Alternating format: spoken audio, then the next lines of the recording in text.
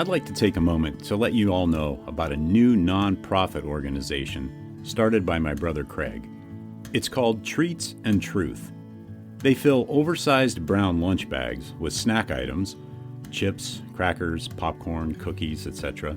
Also, a bottle of water, toothbrush, toothpaste, sanitary wipes, and most importantly, a small gospel-tract book of John. No cigar? I'll have to talk to him about that.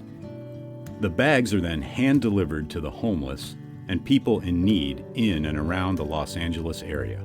Let's help get this ministry off the ground. They're a 501c3 tax-exempt organization, so any and all donations are tax-deductible and greatly appreciated.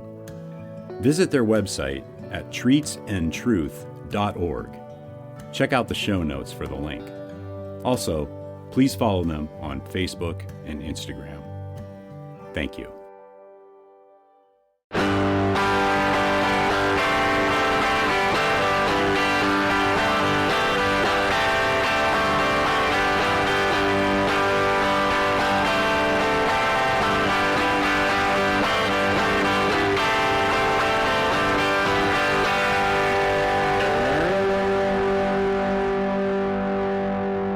Welcome to episode 93 of the Burning Bush podcast, where we share the message of the Bible while enjoying a good cigar. Hope you're doing well, and I'm glad you've joined me today. This week, we continue reading through Dr. Justin Bass's book, The Bedrock of Christianity, The Unalterable Facts of Jesus' Death and Resurrection, and I'm smoking the Perdomo Lot 23 Maduro. So let's go to the Perdomo website and see what they have to say. The Perdomo Lot 23 Maduro features 5-year aged, higher priming Cuban seed Nicaraguan Maduro wrappers that add a rich sweetness to the robust 5-year aged Cuban seed Nicaraguan binder and filler tobaccos.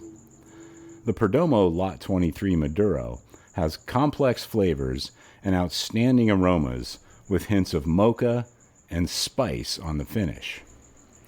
And the wrapper is Nicaraguan Maduro. Binder and filler are both Cuban seed Nicaraguan. Strength is medium to full body. The finish has hints of oak and espresso. Taste is rich and sweet, and they suggest a pairing with red wine. And the vitolas are Gordito, 4.5 by 60, Robusto, 5 by 50, Bellicoso, 6 by 54, and the Toro, which I'm smoking, is the 6 by 50, and the Churchill is a 7 by 50. And that is the Perdomo Lot 23 Maduro.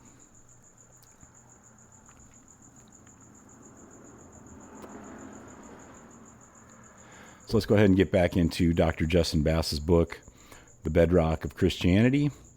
And the title of this week's section is Philosophical Presuppositions. No matter how convincing the bedrock facts about Jesus' death and resurrection are, many will still not believe. Because whether or not one believes in the supernatural largely depends on one's presuppositions about heaven and earth. As C.S. Lewis says, if anything extraordinary seems to have happened, we can always say that we have been the victims of an illusion. If we hold a philosophy which excludes the supernatural, this is what we always shall say.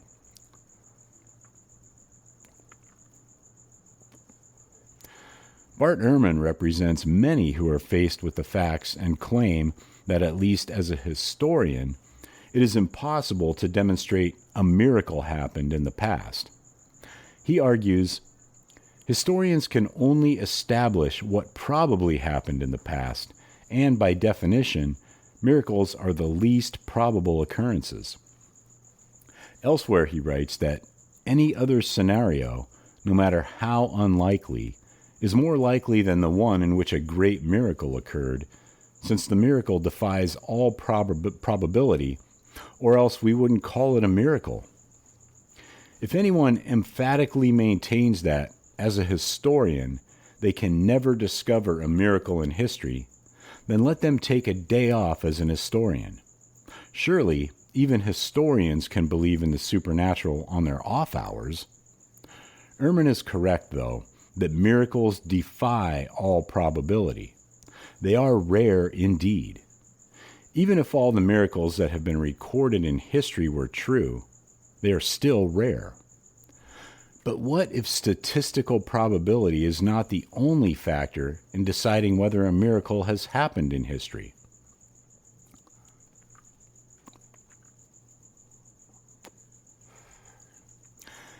As Lewis further explains, if miracles are not intrinsically improbable, then the existing evidence will be sufficient to convince us that quite a number of miracles have occurred.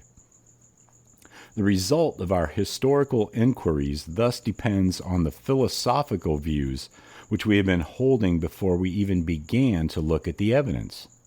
The philosophical question must therefore come first. We should, in other words, be aware of our philosophical presuppositions and commit to following the evidence wherever it might lead, even to places that might burst through our presuppositions and current worldview. If all the historical evidence leads to the miraculous, and all naturalistic explanations not only fail, but are absurd, then we should, as a stranger, give the miracle welcome.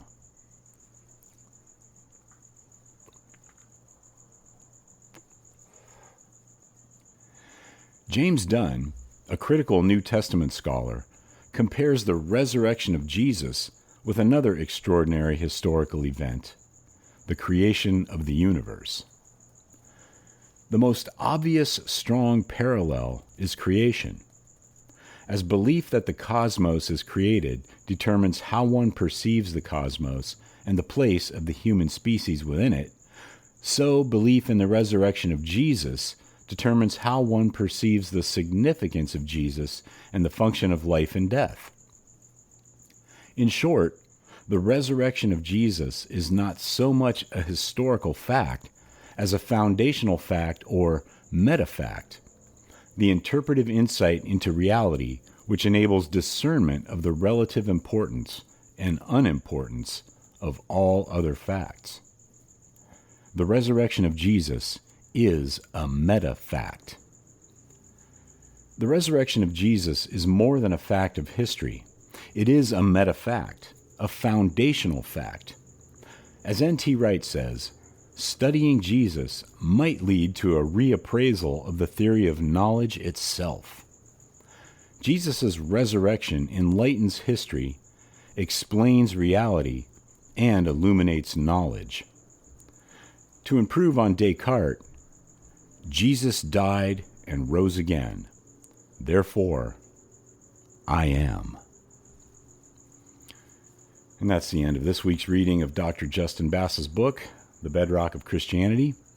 Be sure to check out the show notes for links to Dr. Bass's website, as well as this week's cigar. Also in the show notes are links to Treats and Truth Ministry, where you can get involved in helping to spread the gospel to and be a blessing to the homeless. Groundworks Ministries for daily Bible studies and devotionals, and the Burning Bush merchandise store, where you can pick up some items to help spread the word about the show. And I'd appreciate it if you would tell your friends. So until next week, have a great day, have a great cigar, and God bless.